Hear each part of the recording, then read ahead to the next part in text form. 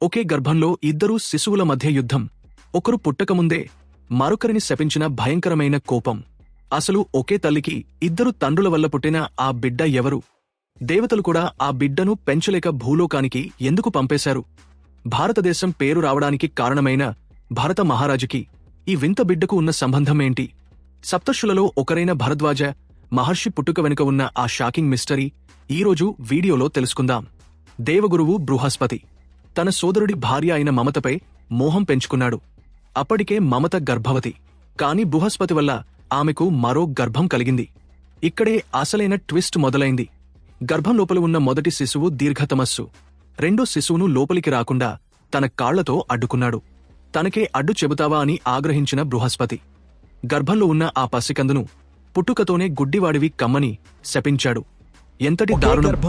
బిడ్డ పుట్టాడు. కాని విధి ఎంత విచిత్రమైనది అంటే కన్న తల్లి మమత, కన్న తండ్రి బృహస్పతి ఇద్దరూ ఆ బిడ్డను స్వీకరించడానికి నిరాకరించారు.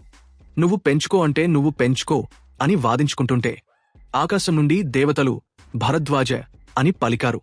అంటే ఇద్దరి వల్ల పుట్టిన ఈ బిడ్డను ఎవరో ఒకరు భరించండి అని అర్థం. అలా పుట్టగానే అనాథగా మిగిలిపోయిన ఆ బిడ్డను మరుత్తులు, వాయుదేవతలు తీసుకెళ్లారు. మరోవైపు శకుంతల పుత్రుడైన భరత మహారాజుకు వారసులు లేరు. పుత్రకామేష్టి యాగం చేస్తున్న భరతుడికి మరుత్తులు ఈ భరద్వాజుడిని అప్పగించారు. ఒక యుషి రక్తం రాజవంశంలో పెరిగింది.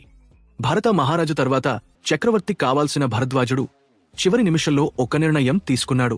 కిరీటాన్ని వదిలేసి తన కుమారుడైన వెతతుడికి రాజ్యాన్ని అప్పగించి అడవులకు వెళ్లిపోయాడు. అక్కడ ఆయన చేసిన పరిశోధనలే 1000 ఏళ్ల క్రితమే మనకు విమాన శాస్త్రాన్ని అందించాయి. అనాథగా పుట్టి రాజుగా పెరిగి మహర్షిగా మారిన భరద్వాజుడి జీవితం మనకు ఒకటే చెబుతోంది.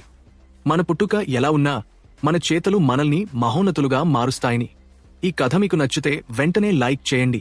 భరద్వాజ మహర్షి కనిపెట్టిన విమాన రహస్యాల గురించి పార్ట్ కావాలంటే కింద కామెంట్ చేయండి.